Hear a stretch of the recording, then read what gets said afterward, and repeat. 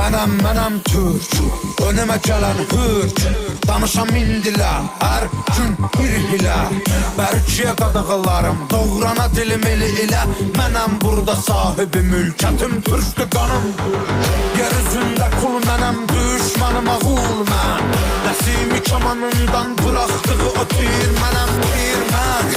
Qırmızı gözlərim çalxalayıb salaram bura toz, toz duman mən. Vermərəm aman mən bir bax heybətə, tanınaram qeyrətə. Bağlıyam üzalətə, babək kimi doğranamaya cəsarətə. Cəməcər üzarətə, mübarizəm, tək başıma yıxınıza qənim. Əlimlə verim vətənə faytəni, mən öncədən bir ki çoxunu bəliyərəm. Qoyanam qana türkümü məliyərəm, ayaq olcu qurtlar. Rəqs eləyir yer, gəlir gəng eləyir. Əlim tüfəngimə, kim gəlir cəngimə, Polad Əşimov gənginə.